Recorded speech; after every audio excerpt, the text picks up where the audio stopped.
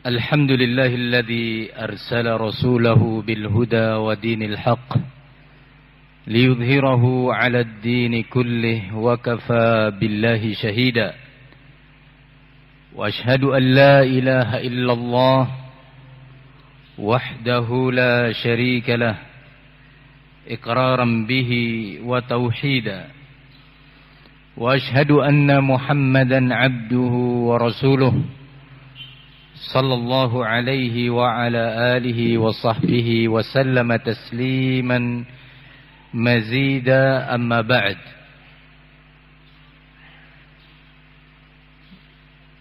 Sebagaimana telah diketahui bersama, topik dari kajian kita dalam daurah kali ini adalah sebuah topik dan tema yang sangat erat kaitannya dengan usulul iman dan usul al-aqidah, pondasi dasar keimanan dan akidah. Sangat terkait hubungannya dengan at-tauhid, yang karenanya Allah Subhanahu wa taala mengutus para rasul, yang karenanya pula Allah Subhanahu wa taala menurunkan kitab-kitab sucinya, tidak lain karena at-tauhid,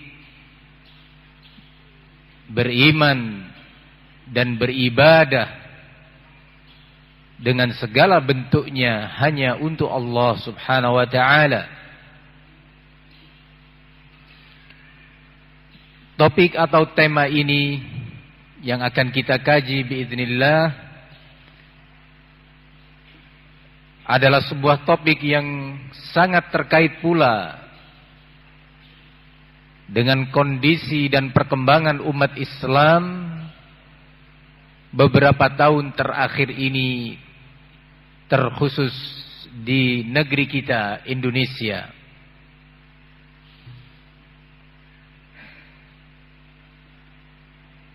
Topik ini seputar apa yang sering disebut akhir-akhir ini dengan nama atau sebutan Islam Nusantara.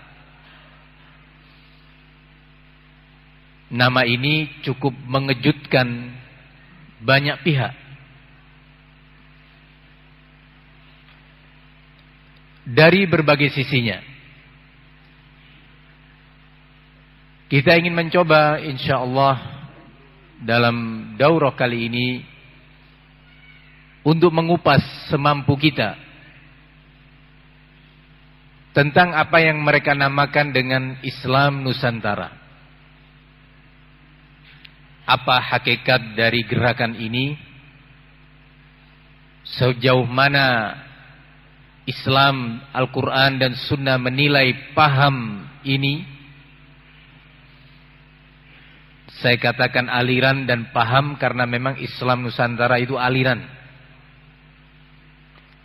paham baru dalam Islam, isme.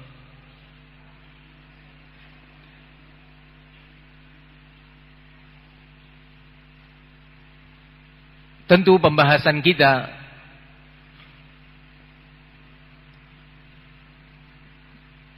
tidak akan dan tidak boleh keluar dari koridor Al-Quran dan As-Sunnah dalam bingkai pemahaman dan pengamalan As-Salafus Salih,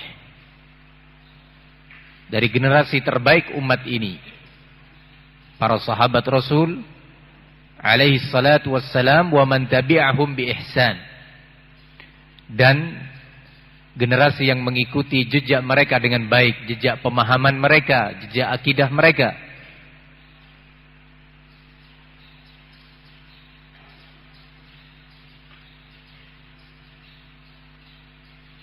Upaya kita membahas tema ini adalah sebagai bentuk perwujudan daripada perintah Allah Subhanahu wa taala. Wal takum minkum ummatun yad'una ilal khair wa ya'muruna bil ma'ruf wa yanhauna 'anil munkar. Hendaklah ada di antara kalian orang-orang yang menyeru kepada kebaikan, mengajak umat kepada yang ma'ruf, dan mencegah dari kemungkaran. Al-amru bil ma'ruf wan nahi 'anil munkar merupakan salah satu pondasi penting dalam agama kita, Islam.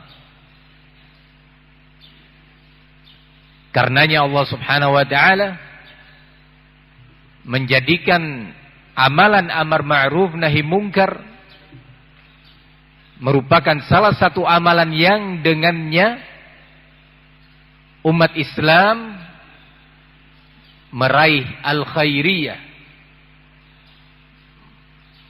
meraih nilai-nilai dan posisi kebaikan melampaui umat-umat lainnya. Demikian Allah mengatakan dalam ayatnya, kuntum khaira ummatin ukhrijat linnas. Kalian, yakni umat Islam, terkhusus para sahabat dalam hal ini, adalah umat terbaik yang dimunculkan dan dilahirkan untuk umat manusia ini. Kenapa? Apa yang menjadikan hal ini sampai dikatakan khairu ummah, umat terbaik? Ta'muruna bil ma'ruf wa tanhauna 'anil munkar. Kalian memerintahkan kepada yang ma'ruf dan mencegah dari yang munkar. Ma'ruf adalah segala bentuk kebaikan dan kebajikan. Yang tertinggi adalah tauhid, al-iman. Itu yang tertinggi dari berbagai bentuk ma'ruf. Mengajak umat untuk mentauhidkan Allah dalam segala urusan yang itu merupakan kekhususan Allah Subhanahu wa taala. Tidak yang lainnya. Baik dalam perkara rububiyah, kita hanya mengkhususkan Allah Subhanahu wa taala tanpa yang lainnya sedikit pun. Ataupun dalam masalah al-uluhiyah, peribadatan, kita hanya mengkhususkan Allah dalam peribadatan tersebut tanpa yang lainnya sedikit pun. Dan begitu pula dalam al-asma was sifat. Al-asmaul husna was sifatul ula. Berbagai nama-nama yang baik, yang mulia, dan sifat-sifat yang agung tinggi bagi Allah Subhanahu wa taala satu-satunya. Ini adalah ma'ruf yang tertinggi, yang wajib dikedepankan dan ada pada garda terdepan setiap dakwah dan setiap upaya amar ma'ruf.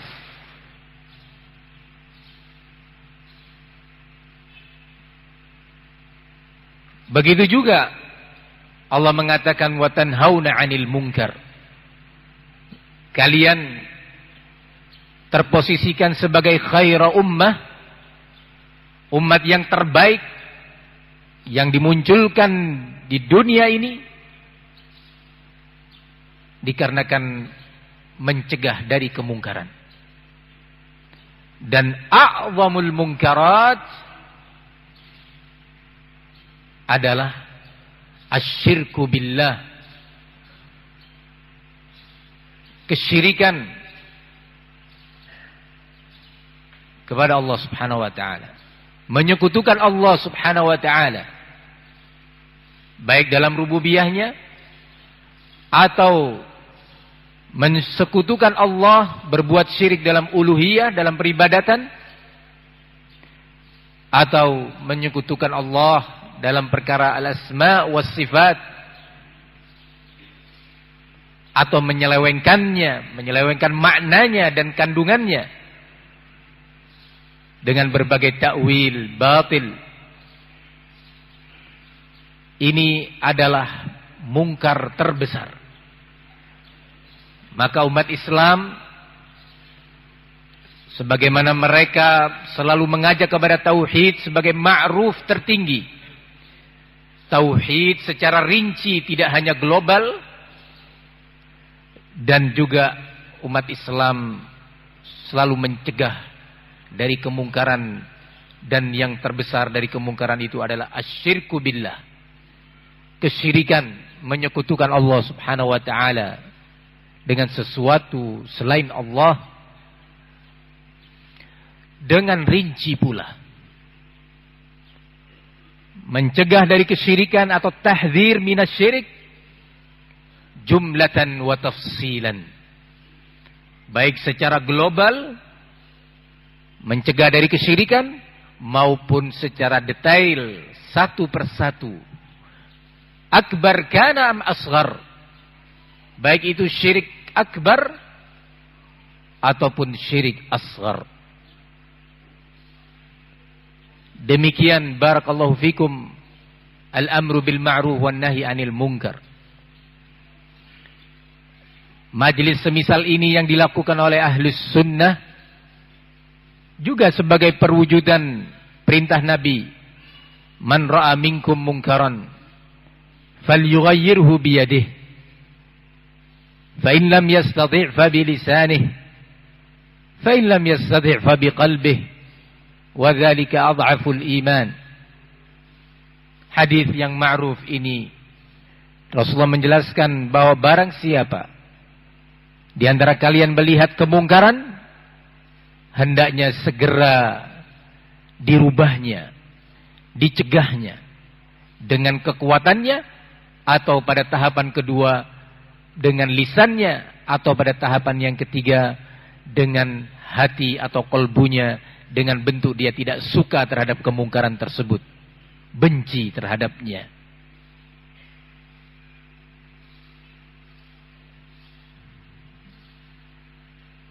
Al-amru bil ma'ruf wan nahi 'anil munkar, sebagaimana sudah disebutkan tadi, sebagai salah satu pondasi yang sangat mendasar dalam agama Islam. Semoga nanti di tengah-tengah pembahasan kita bisa mengetahui pandangan Islam Nusantara dalam menyikapi amalan besar ini, yaitu amar ma'ruf nahi munkar.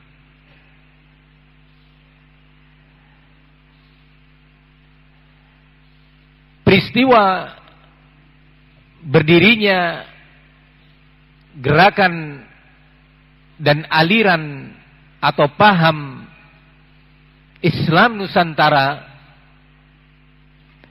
mengingatkan kita kepada sebuah peristiwa yang terjadi di Madinah, di mana sekelompok kaum munafikin menyiapkan makar besar terhadap Rasul dan para sahabatnya.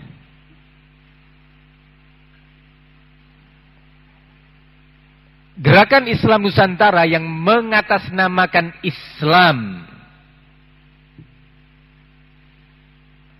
dan dilengkapi bahwa Islam Nusantara adalah mewakili Islam rahmatan lil alamin, dengan berbagai aksesoris yang menghiasinya, sehingga banyak umat yang tertipu. Tidak sedikit dari tokoh-tokoh agama yang terbawa arus ini. Ini sebenarnya sebuah strategi dan makar terhadap umat Islam yang dilakukan oleh kaum munafikin. Apa itu peristiwa yang terjadi di Madinah? Allah sebutkan kisah ini, Allah abadikan di dalam Al-Quran, dalam surat At-Taubah ayat ke-107 dan 108. Allah mengatakan walladzina ittakhadhu masjidan dhiraran wa kufran wa tafriqan bainal mu'minin wa irsadan liman haraballaha wa rasulahu min qabl wa la yahlifunna in aradna illa al-husna wallahu yashhadu innahum lakadzibun. La takum fihi abadan la masjidun ussisa 'ala at-taqwa min awwali yawmin ahaqqu an taquma fihi rijalun yuhibbuna an yatatahharu wallahu yuhibbul mutahhirin. Perhatikan baik-baik dalam ayat ini. Ada sebuah kisah dan pelajaran penting bagi umat Islam. Kisah ini Allah abadikan bukan tanpa hikmah. Kisah ini Allah sebutkan di dalam Al-Quran bukan tanpa tujuan.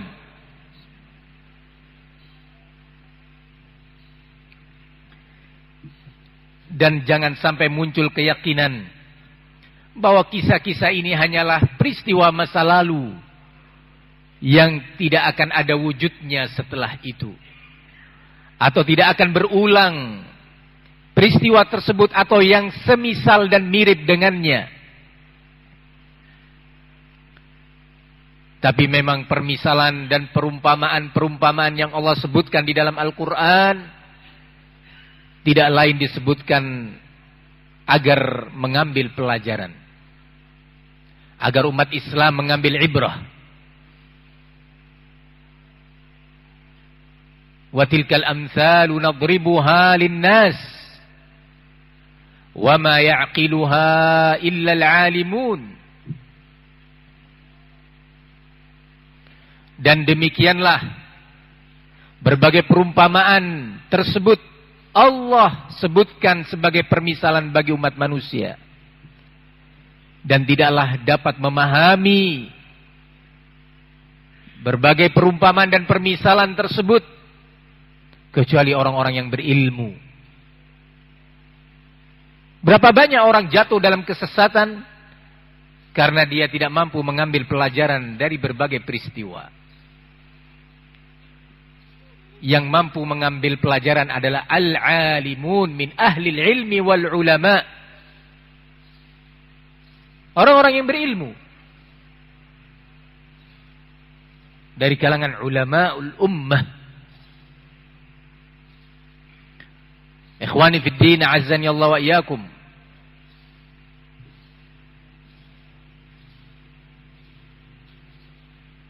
Dalam ayat yang tadi kita dengarkan bersama dari surat At-Taubah,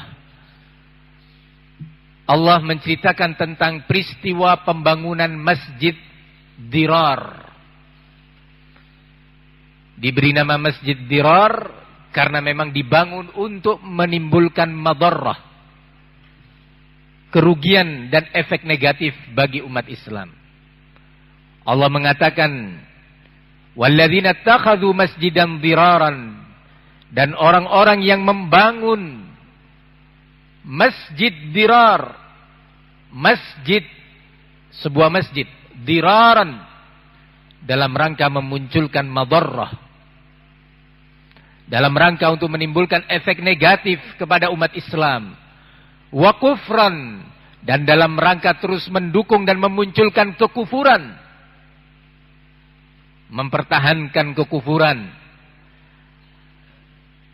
wa tafriqan bainal mu'minin, dan dalam rangka untuk memecah belah antar umat Islam, antar umat beriman. Wa irsadan liman haraballaha wa rasulah, dan masjid itu sengaja dibangun untuk dijadikan sebagai tempat menyusun kekuatan dengan menunggu seseorang dari kalangan orang-orang yang sejak dahulu telah memusuhi Allah dan Rasulnya.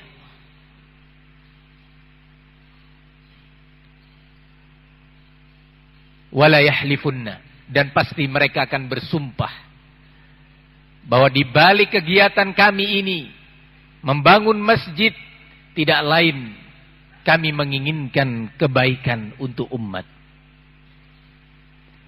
Sementara Allah bersaksi, mengetahui dengan sebenarnya bahwa mereka itu lakadzibun, para pendusta. Maka kalau dahulu kaum munafikin mendirikan sebuah masjid tidak jauh dari Masjid Quba, masjid yang pertama dibangun oleh Rasul alaihi salatu wassalam di Madinah. Mereka kaum munafikin menghiasi program mereka ini dengan kata-kata yang indah. Kami membangun ini demi kebaikan bersama. Di situ ada orang-orang yang tua, renta, tidak mampu untuk datang ke Masjid Nabi atau ke Masjid Quba. Maka mereka bisa dengan mudah hadir di masjid yang kami bangun ini. Dan berbagai alasan semisal ini. Ternyata prakteknya mereka itu, kata Allah, innahum lakadzibun, mereka berdusta. Mereka sengaja membangun masjid untuk melancarkan manuver-manuver kekufuran mereka, makar terhadap Rasul dan umat Islam.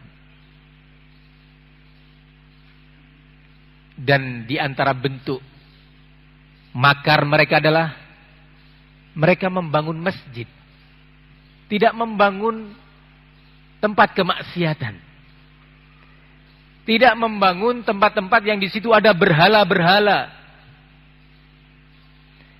tapi mereka memilih membangun masjid, salah satu simbol Islam, salah satu syiar agama.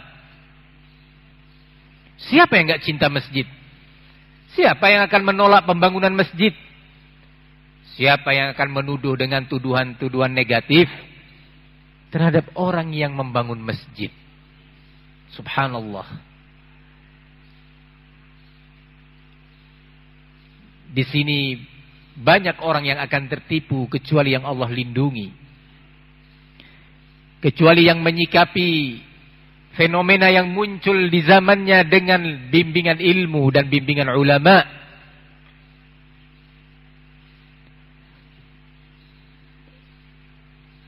Peristiwanya ini didahului oleh seorang pendeta Nasrani yang hidup di Madinah sejak sebelum kedatangan Rasulullah sallallahu alaihi wasallam hijrah dari Mekah ke Madinah. Pendeta Nasrani ini tentunya seorang yang ditokohkan di masyarakat. Seorang yang dimuliakan, dikenal sebagai ahli ibadah, sebagai seorang yang memiliki solidaritas yang tinggi, dan berbagai kelebihan lainnya. Ketika umat Islam atau Rasulullah datang ke Madinah, diminta kepada ikhwan untuk tidak memoto atau mengambil video, ya, yang sudah terlanjur tolong dihapus. Nah, kita lanjutkan.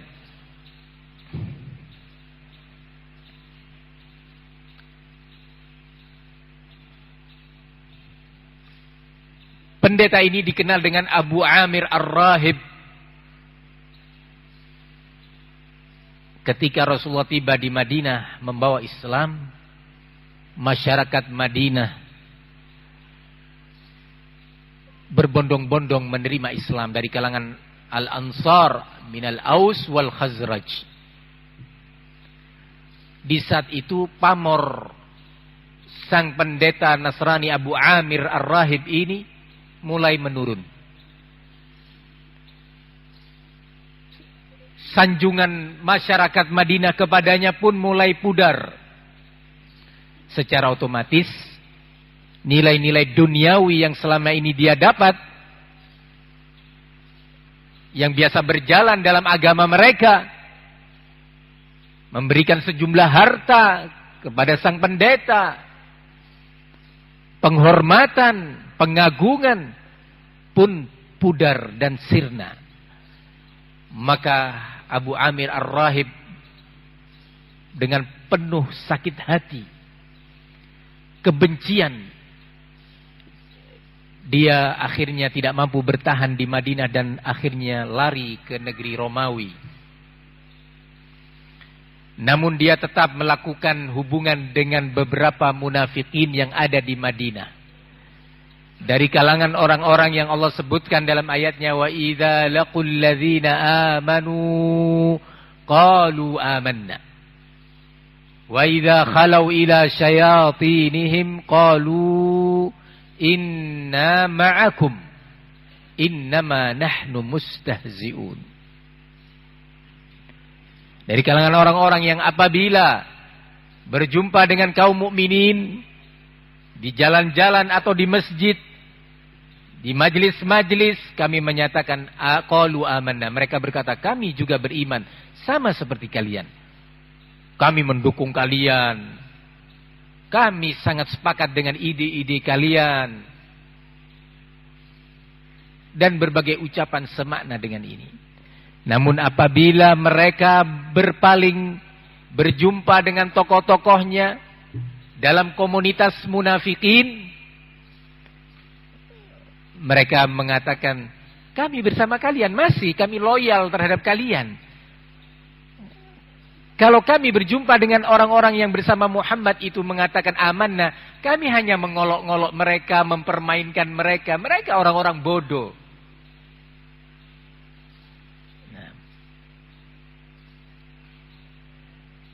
Kalimat-kalimat semisal ini,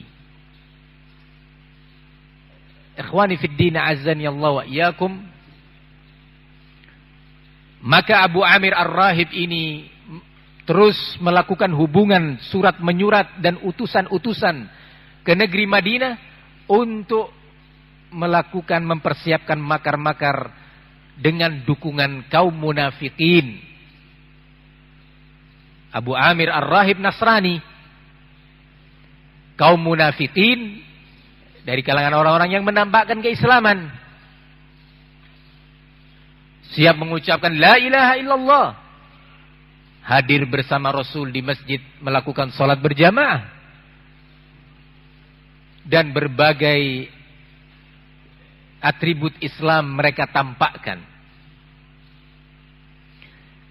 Subhanallah, makar mereka ini diwujudkan dalam bentuk membangun sebuah masjid, tidak membangun tempat kemungkaran. Harapannya akan muncul pro kontra, tafriqan bainal mu'minin. Ada yang mendukung, ada yang menolak. Di saat ini kaum munafikin akan berhasil merekrut pihak-pihak yang mereka anggap lemah keimanannya. Subhanallah, ternyata makar ini terbongkar dengan pertolongan Allah Subhanahu wa taala, di mana ketika kaum munafikin, kaki tangan Abu Amir Ar-Rahib An-Nasrani memohon kepada Nabi, seandainya engkau wahai Nabi bisalah sholat walaupun sekali di masjid yang kami bangun sebagai bentuk peresmian dan legalitas. Wah, Nabi sudah sholat di sana. Perhatikan baik-baik makar ini. Faham mereka, masjid ini harus mendapatkan legalitas formal. Bagaimana bentuknya? Kita minta Nabi Muhammad untuk sholat di masjid ini. Dengan sholatnya Muhammad di masjid ini, maka pengikutnya pun akan menilai dan berkeyakinan ini adalah masjid yang legal. Subhanallah. Nabi sebagai manusia biasa,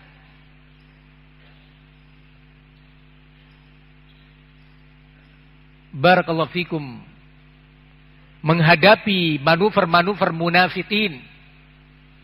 Tidak Allah biarkan begitu saja. Allah turunkan pertolongannya dalam bentuk wahyu.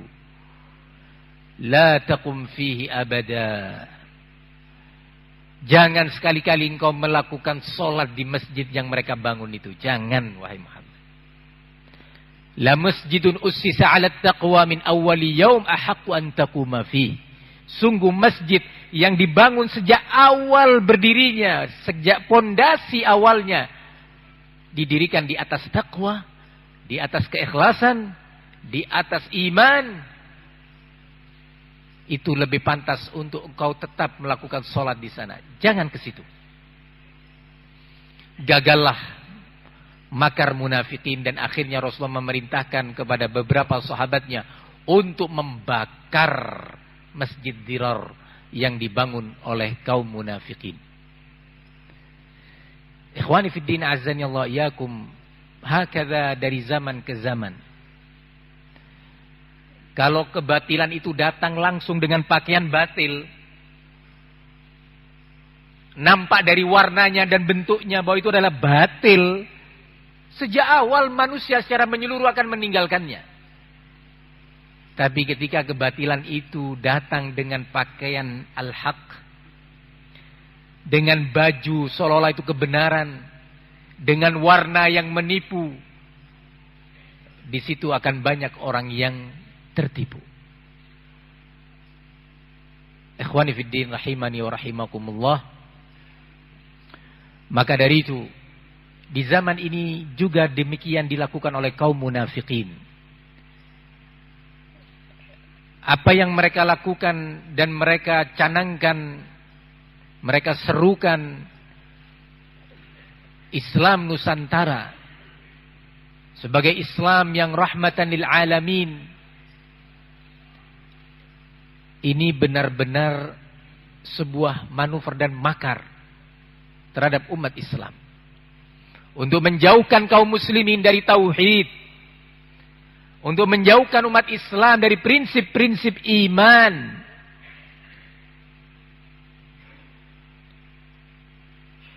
Sehingga diharapkan umat Islam itu bukan umat Islam yang satu warna, tetapi umat Islam yang berwarna-warni.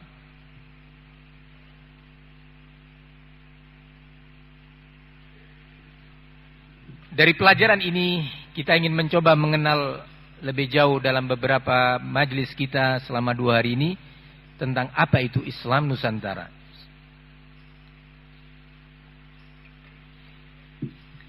Islam Nusantara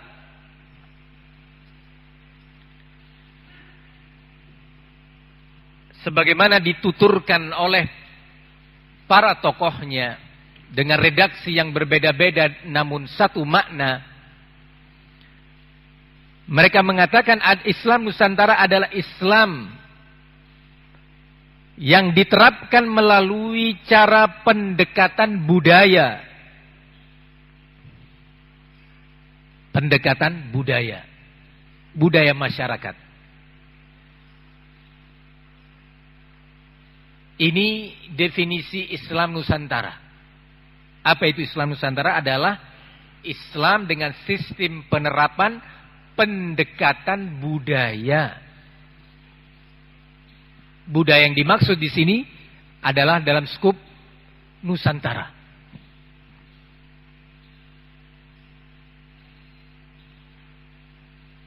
Sehingga mereka kemudian menegaskan dalam lanjutan ucapan mereka, Islam Nusantara ini didakwahkan dengan merangkul budaya, melestarikan budaya, menghormati budaya dan tidak malah memberangus budaya. Kenapa mereka kedepankan ini? Harapannya adalah dapat merekrut atifiyah kedaerahan, atifiyah budaya, asobiyah budaya, asobiyah adat. Di sini telah dibuka sumber konflik di tengah-tengah umat Islam.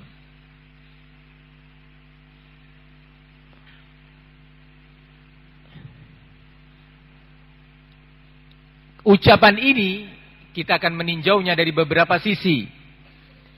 Yang pertama, yang wajib diketahui dan diyakini oleh setiap muslim, bahwa Islam adalah agama yang telah sempurna. Tidak boleh ditambah dan tidak boleh dikurangi. Keyakinan ini harus terpatri sebagai perwujudan qauluhu ta'ala, al-yawma akmaltu lakum dinakum wa atmamtu alaikum ni'mati wa raditu lakumul islam madina. Pada hari ini telah aku sempurnakan bagi kalian agama kalian, dan telah aku sempurnakan limpahan karuniaku kepada kalian, dan aku rela, kata Allah, Islam itu sebagai agama kalian. Islam telah sempurna. Islam yang mana yang telah Allah ridhoi dan telah Allah rela terhadapnya? Yaitu Islam yang turun kepada Rasulullah SAW, dijelaskan dan diamalkan oleh Nabi, difahami, diterima dan diamalkan oleh para sahabat Rasul alaihi wassalatu wassalam.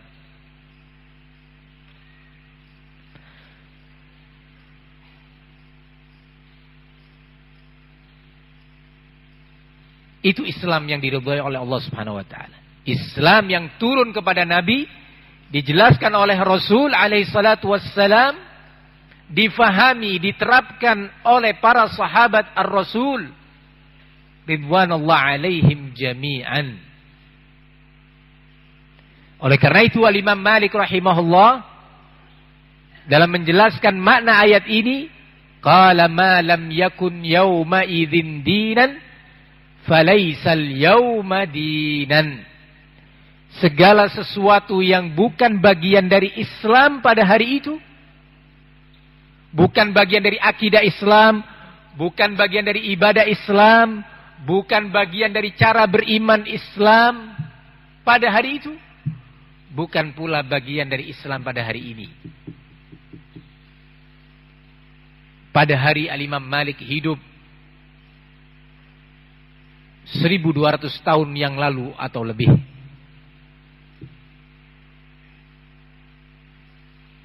Ini Islam. Wajib diyakini oleh setiap pribadi muslim. Barang siapa yang belum meyakini Islam sebagai agama yang kamil, mutakamil, sebagai agama yang telah sempurna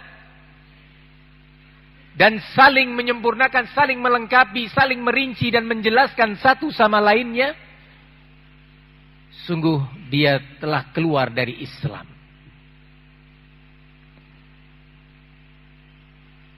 Yang meyakini bahwa Islam adalah agama yang masih perlu dimodifikasi sesuai dengan perkembangan dan dinamika umat manusia.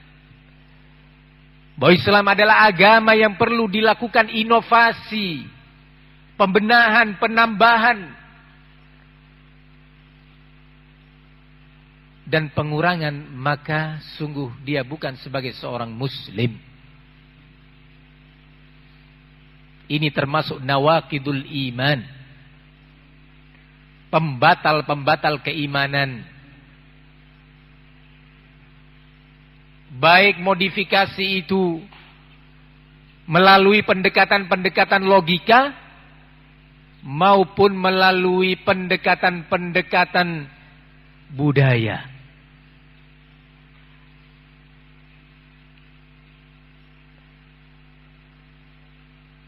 Ini wajib diyakini oleh setiap umat Islam. Rasulullah mengatakan, man amila amalan laisa alaihi amruna fahuwa raddun. Barang siapa yang beramal suatu amalan, amalan apa saja, anggota badan kita ataupun hati kita, yang bukan bagian dari contoh Nabi, maka amalan itu tertolak. Man ahdatsa fi amrina hadza ma laysa minhu fahuwa raddun. Barang siapa yang memunculkan, mengada-ngadakan sesuatu dalam agama ini yang bukan bagian dari agama, bukan bagian dari Islam, maka itu tertolak. Ikhwani fiddin rahimani wa rahimakumullah. Itulah Islam. Berbicara tentang budaya, perlu kita mengetahui bahwa yang punya budaya itu bukan hanya kita di Nusantara ini. Orang-orang di negeri jiran, Malaysia, Brunei, juga punya budaya. Orang-orang di negeri India, Bangladesh, Pakistan, mereka juga punya budaya. Di Jazirah Al-Arabiyah, dengan segala negaranya yang ada di sana juga punya budaya. Di Afrika, Somalia, Tanzania, Kenya, Habasyah, dan yang lainnya juga mereka punya budaya. Ketika dikatakan bahwa Islam Nusantara adalah Islam yang melakukan pendekatan melalui pelestarian budaya dan penghormatan terhadap budaya, ini tidak ada batasnya.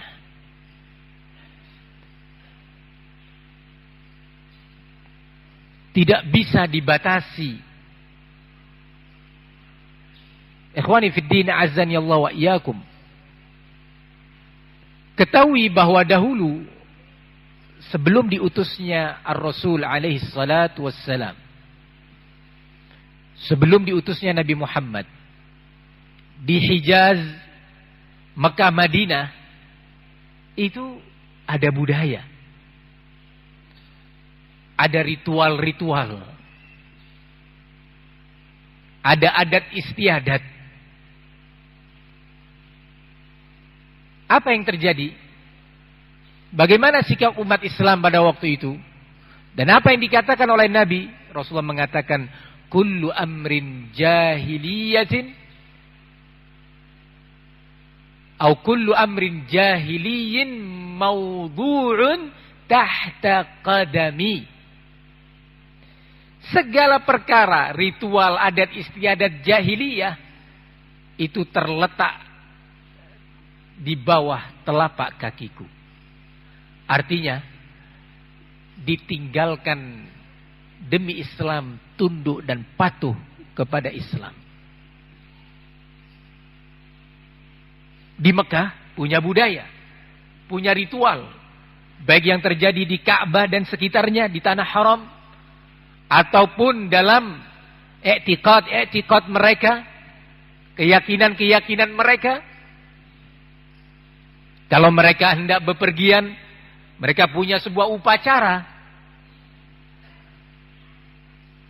ritual ibadah mereka dengan cara meletakkan sesajen untuk berhala-berhala yang ada di sekitar Ka'bah. Dengan keyakinan berhala-berhala yang ada di sekitar Ka'bah itu, yang sebenarnya mereka yakini sebagai perwujudan atau perwakilan dari sosok-sosok salihin, orang-orang saleh pada kaum mereka dan nenek moyang mereka, dengan harapan mereka dapat memberikan syafaat kepada mereka dengan dikabulkannya doa mereka oleh Allah melalui perantara mereka. Atau kalau mereka akan bepergian, mereka melempar batu ke satu arah. Jika ternyata batu itu melenceng ke kanan, mereka yakin bahwa perjalanannya akan barokah, mendatangkan keuntungan dan keselamatan. Tapi kalau ternyata batu yang dilempar itu melenceng ke kiri, maka mereka berkeyakinan akan datangnya nasib sial, bencana dan yang semisalnya. Atau kalau ada burung, mereka usir burung itu baik dengan batu atau yang lainnya atau suara. Dilihat kalau burung itu terbangnya ke kanan, mereka meyakini bahwa perjalanan atau kegiatan yang mereka akan lakukan itu akan mendatangkan barokah. Kalau ke kiri maka sebaliknya. Mereka juga punya ritual-ritual lainnya. Dan banyak sekali. Namun ketika Islam datang, semua budaya tersebut yang bertentangan dengan Al-Quran dan Sunnah diberangus, tidak ditolerir, tidak dilestarikan. Begitu juga sepeninggal Rasul alaihissalatu wassalam, ada tempat-tempat bersejarah, tempat-tempat yang memiliki nilai kenangan, memiliki nilai sejarah atau historis. Ambil contoh Syajaratul Ridwan atau Bai'atul Ridwan yang terjadi di bawah syajarah, pohon yang di situ terjadi bai'ah, kemudian dikenal dengan Bai'atul Ridwan. Siapa yang dibai'at? Afdalul khalqi, manusia atau makhluk termulia. Untuk apa berbaiatnya? Li a'zamil umur, untuk perkara yang paling mulia, yaitu Islam, taat kepada Allah dan taat kepada Rasulnya. Apakah kemudian demi budaya, demi sejarah, demi nilai-nilai historis, tempat tersebut diperintahkan oleh Nabi untuk dilestarikan? Atau sepeninggal Nabi, para khulafaur rasyidin yang berfungsi sebagai waliul amr melestarikan tempat-tempat yang memiliki nilai budaya dan nilai sejarah?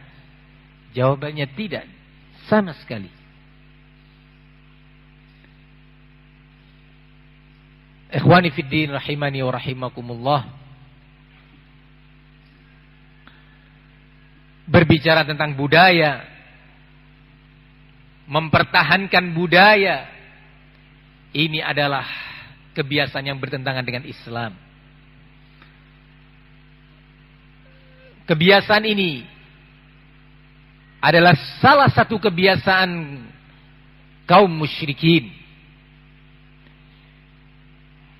Ketika datang kepada mereka para rasul, mengajak mereka untuk bertauhid dan meninggalkan doktrin-doktrin nenek moyang, budaya dan sejarah yang bertentangan dengan Islam. Allah mengatakan di dalam Al-Quran, wa idza qila lahum ittabi'u ma anzalallah qalu bal nattabi'u ma alfayna 'alaihi aba'ana awalau kana aba'uhum la ya'qiluna syai'an wa la yahtadun. Jika dikatakan kepada mereka, kaum musyrikin, ikutilah syariat yang Allah turunkan. Mereka menjawab, tidak. Bahkan kami akan tetap mengikuti kebiasaan dan ritual budaya yang kami telah mendapati nenek moyang kami biasa melakukannya. Mereka tidak peduli itu semua, walaupun ternyata nenek moyang mereka adalah orang-orang yang tidak berilmu dan tidak mendapatkan hidayah, tidak berada di atas hidayah. Yang penting ini adalah budaya kami. Ini adalah ritual kami, adat istiadat kami. Di ayat yang lainnya Allah Subhanahu wa taala mengatakan, "Wa ma arsalna min qablika fi qaryatin min nadhir illa qala mutrafuha inna wajadna aba'ana ala ummah wa inna ala atharihim muqtadun qala awalau ji'tukum bi ahda mimma wajadtum alaihi aba'akum qalu inna bima ursiltum kafirun. Subhanallah, ma ashbahal lailata bil bariha. Betapa miripnya kejadian di malam ini seperti kejadian di malam kemarin.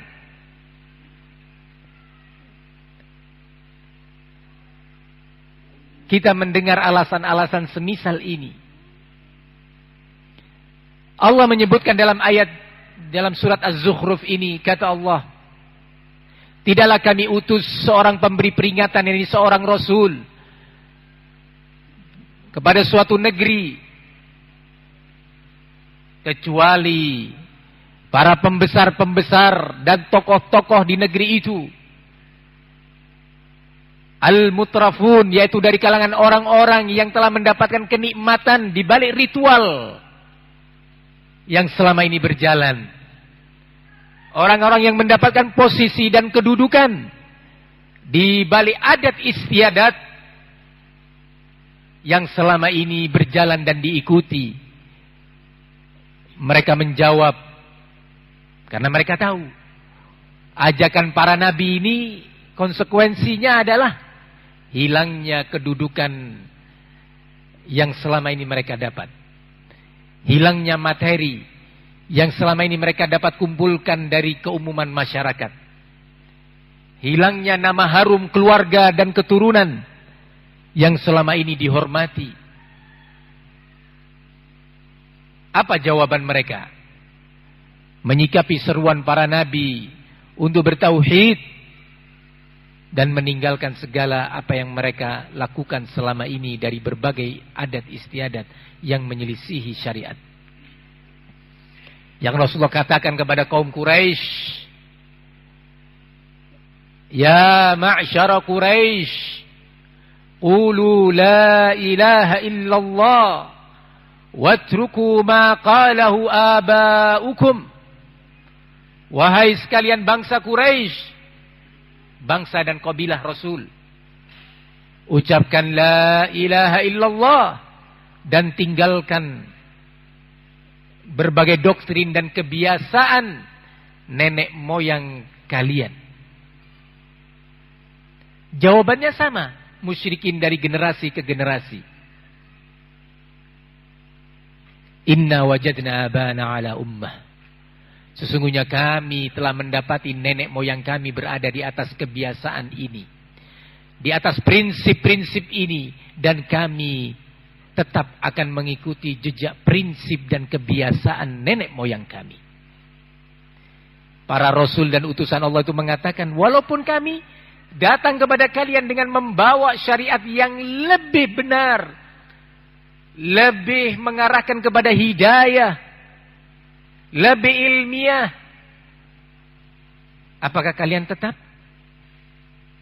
Ya, kata mereka, kami tetap mengikuti pendahulu kami dan kami berlepas diri, kufur, mengingkari syariat yang kamu bawa itu. Ini sudah pada detik terakhir. Setelah hujjah terputus, sudah nggak ada lagi hujjah.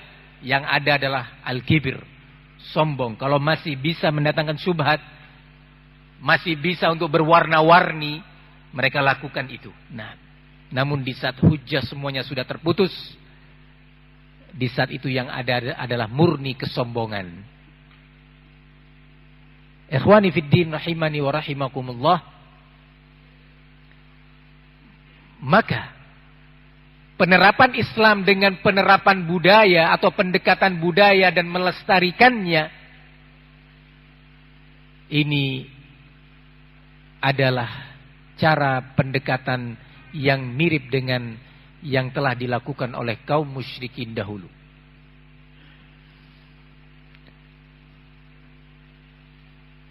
Kemudian mereka mendatangkan permisalan untuk menipu umat.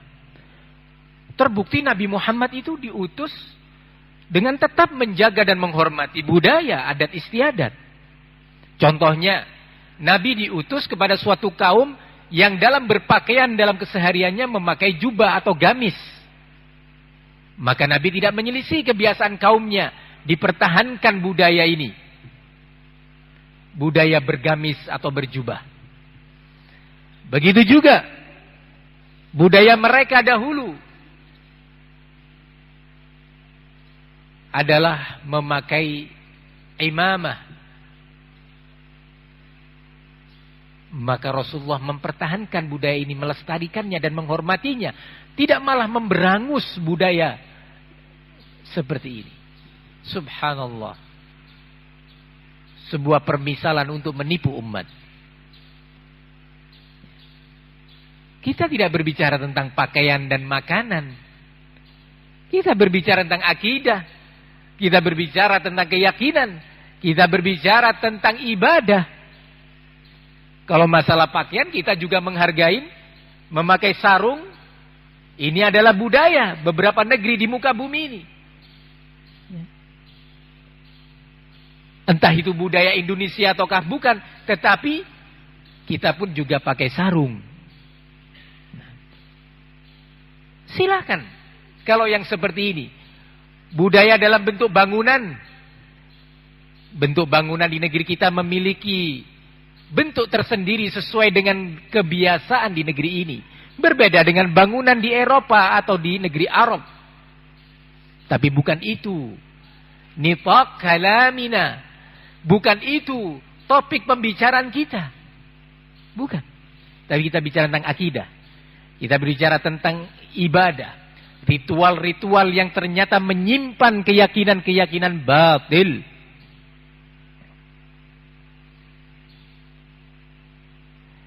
Di bangsa Arab dulu ada kebiasaan ruqyah. Ruqyah. Rasulullah SAW memberikan batasan untuk kebiasaan ini bisa berlanjut. Kata Nabi, "Aridu alayya ruqakum fa innahu la ba'sa birruqa ma lam takun syirkan." Tunjukkan kepadaku cara kalian melakukan ruqyah. Sesungguhnya boleh saja ruqyah itu dilakukan selama, kata Nabi, tidak mengandung kesyirikan. Baik syirik dalam rububiyah atau dalam uluhiyah atau al-asma was sifat. Diberi batasan. Barakallahu fikum. Sehingga perlu diketahui bahwa Islam membenarkan adanya beberapa budaya selama tidak bertentangan dengan Al-Quran, dengan sunnah Nabi. Tidak bertentangan dengan prinsip-prinsip tauhid dan prinsip-prinsip iman. InsyaAllah kita akan membahas lebih jauh lagi biiznillah dalam bagian berikutnya dari daurah kita ini. Bagian pertama sampai jam berapa tadi? 10.30? Hah? Oh gitu, bukan 10.30. Nah, 15 menit lagi.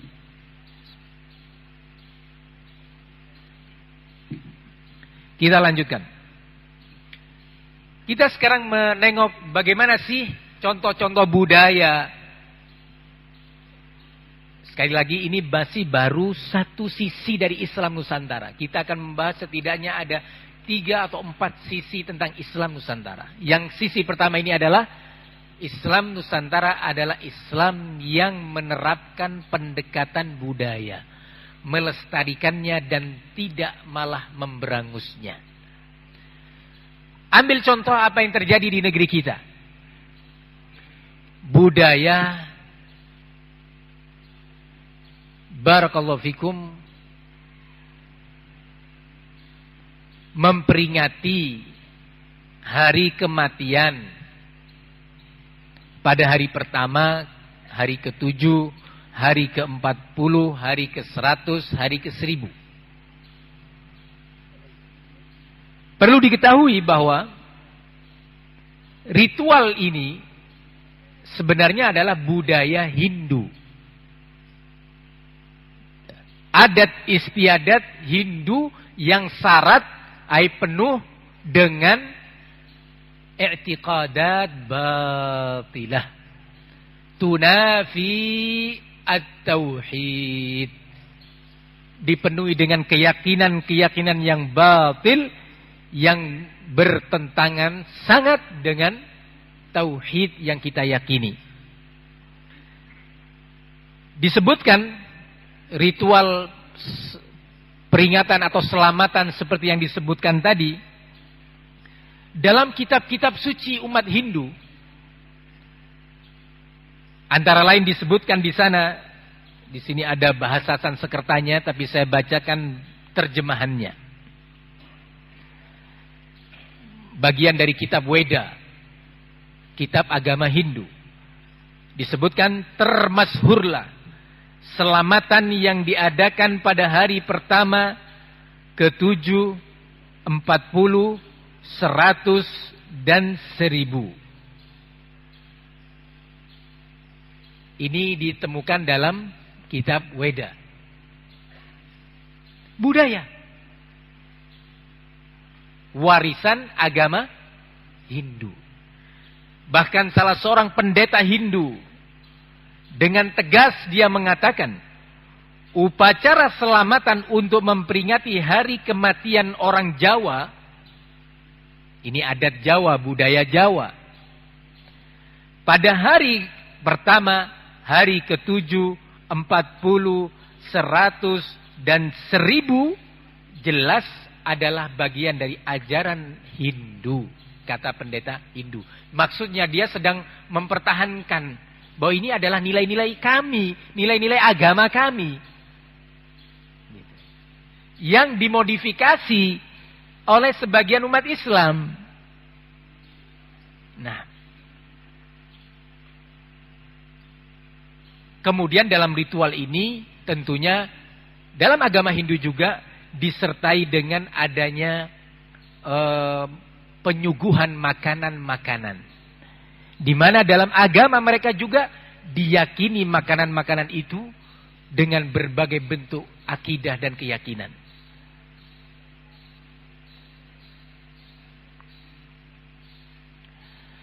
Kemudian, tentu ini salah satu bentuk budaya yang dimaukan oleh Islam Nusantara untuk dilestarikan. Dengan kata lain, melestarikan budaya Hindu untuk dimodifikasi, dikemas, diberi baju dan cover yang baru agar bisa diterapkan oleh umat Islam Indonesia yang dahulu latar belakangnya adalah Hindu. Latar belakang sejarah umat Islam di sini atau negeri ini secara umum adalah Hindu. Contoh berikutnya, apa yang diistilahkan di masyarakat dengan selamatan kenduri, atau sering disebut di beberapa daerah dengan kenduren. Apa itu selamatan kenduri? Yaitu selamatan memperingati atau memohon keselamatan bagi janin yang ada dalam kandungan seorang ibu ketika sampai pada umur tertentu. Umur 7 bulan, kurang lebihnya.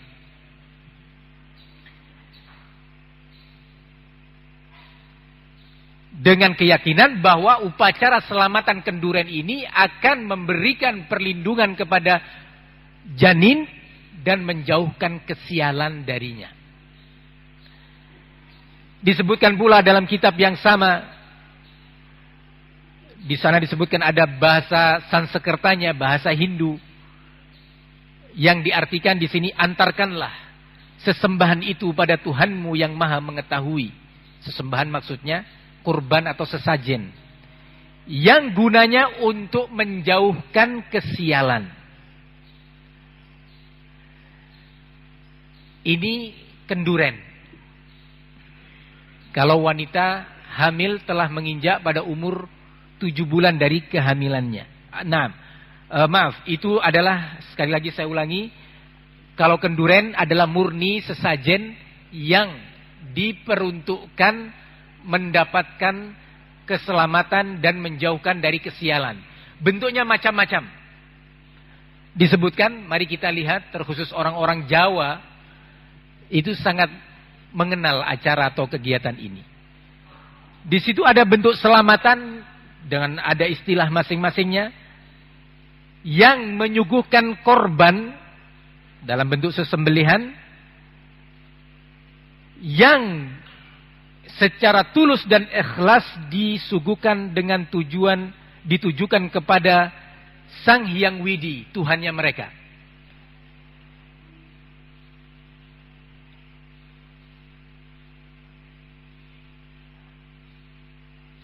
Dengan tujuan pula ditujukan kepada ruh-ruh leluhur.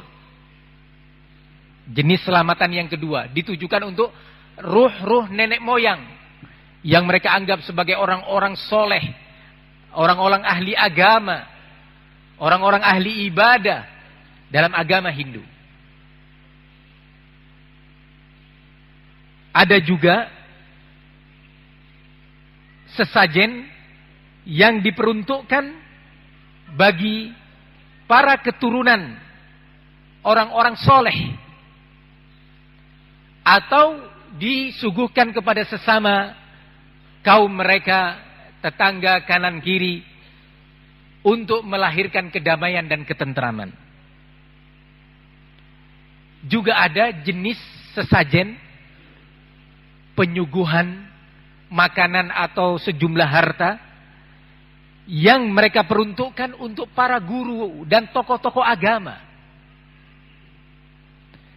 sebagai bentuk terima kasih dan syukur atas bimbingan dan ilmu yang selama ini mereka dapatkan dari para guru tersebut.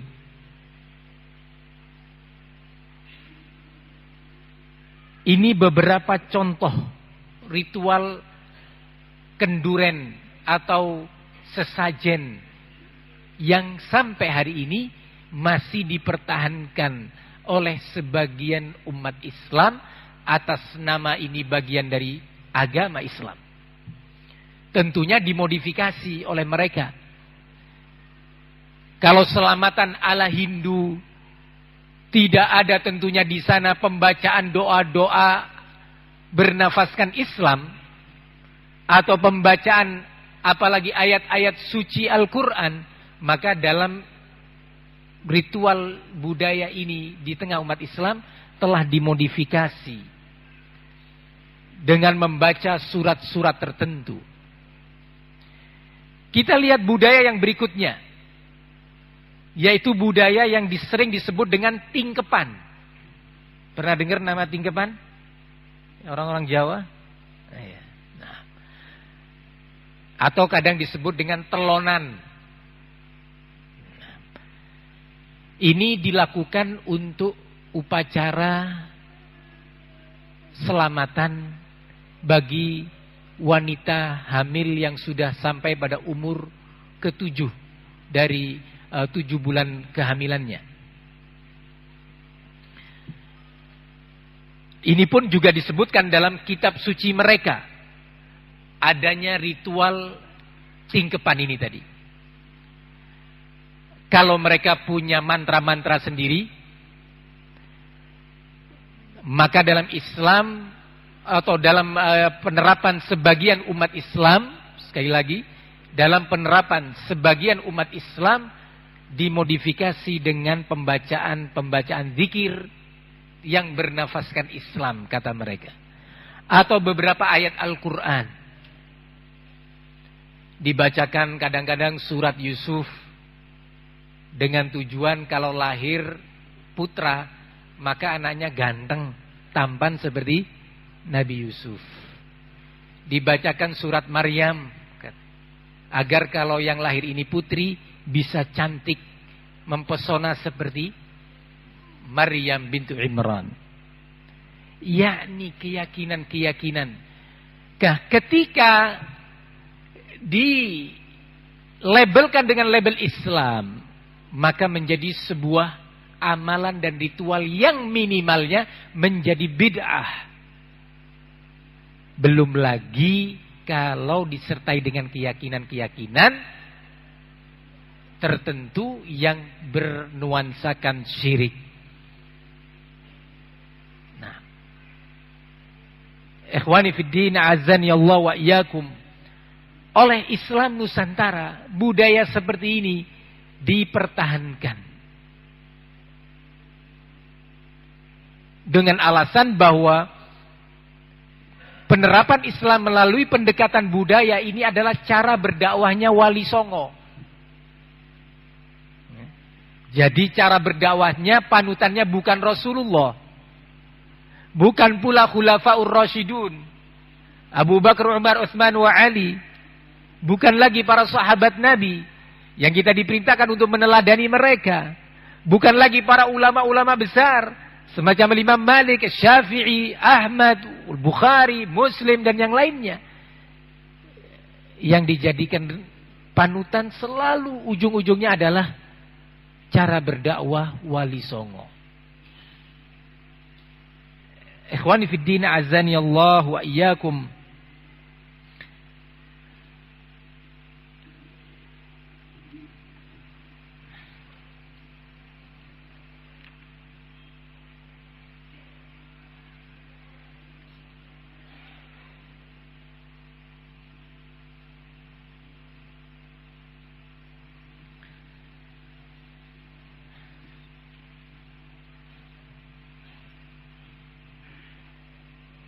Begitu juga kita mengenal